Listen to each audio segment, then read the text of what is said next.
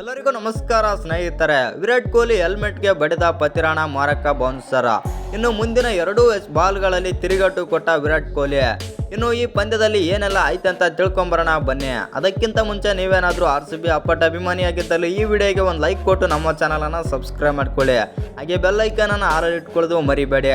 ಇನ್ನು IPL 2025ರ 8ನೇ ಪಂದ್ಯವು Chennai super Kings ಮತ್ತು ನಮ್ಮ RCB ತಂಡ ನಡೆಯಿತು. ಇನ್ನು ಚೆಪಕ್ನಲ್ಲಿ ನಡೆದ ಈ ಪಂದ್ಯದಲ್ಲಿ ಟಾಸ್ ಸೋತು ಮೊದಲು ಬ್ಯಾಟಿಂಗ್ ಮಾಡಿದ RCB ತಂಡ 196 ರನ್ಗಳ ಬೃಹತ್ ಮೊತ್ತ ಕಲೆ ಹಾಕಿತ ಅಂತಾನೆ ಹೇಳ್ಬೋದು. ಇನ್ನು ಮೊದಲ ಓವರ್ನಿಂದಲೇ CSK ಬೌಲರ್ಗಳು ಮತ್ತು RCB ಬ್ಯಾಟ್ಸ್ಮನ್ಗಳ ನಡುವೆ ತೀವ್ರ ಪೈಪೋಟಿ ಕಂಡು ಬಂತಂತಾನೆ ಹೇಳ್ಬೋದು. ಚೆನ್ನೈ ಬೌಲರ್ಗಳು ವಿರಾಟ್ ಕೊಹ್ಲಿಯನ್ನು ವಿಶೇಷವಾಗಿ ಗುರಿಯಾಗಿಸಿಕೊಂಡಿದ್ದರು.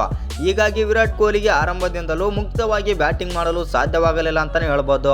ಇನ್ನು ಇದೇ ಒತ್ತಡದಲ್ಲಿದ್ದ ವಿರಾಟ್ ಕೊಹ್ಲಿಗೆ 11ನೇ ಓವರ್ನ ಮೊದಲನೇ ಎಸೆತದಲ್ಲಿ ಮತೀಶ ಪತಿರಾಣ ಅವರು ಎಸೆದ ಬೌನ್ಸರ್ ಆಘಾತ ನೀಡಿತು ವಿರಾಟ್ ಕೊಹ್ಲಿಗೆ. ಇನ್ನು ಆಗಂತ ವೇಗದಲ್ಲಿ ಬಂದ ಚೆಂಡು ವಿರಾಟ್ ಕೊಹ್ಲಿಯ ಹೆಲ್ಮೆಟ್ಗೆ ಬಡಿಯಿತು. ಇದರಿಂದ ರೊಚ್ಚಿಗೆದ್ದ ವಿರಾಟ್ ಕೊಹ್ಲಿ ಮುಂದಿನ ಎಸೆತದಲ್ಲಿ ಸಿಕ್ಸರ್ ಬಾರಿಸಿದರು. ನಂತರ 3ನೇ ಎಸೆತದಲ್ಲೂ ಕೂಡ ಬೌಂಡರಿ ಬಾರಿಸುವ ಮೂಲಕ ತಿರುಗೇಟಾದರೆ ನೀಡಿದರು.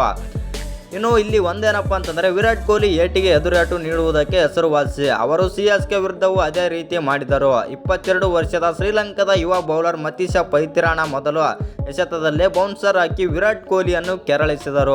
ಮುಂದಿನ ಎಸೆತದಲ್ಲಿ ಅವರು ಮತ್ತೊಮ್ಮೆ ಬೌನ್ಸರ್ ಎಸೆಯುವ ಮೂಲಕ ವಿರಾಟ್ ಕೊಹ್ಲಿಯನ್ನು ಮತ್ತೊಮ್ಮೆ ಕೆಣಕಿದರು.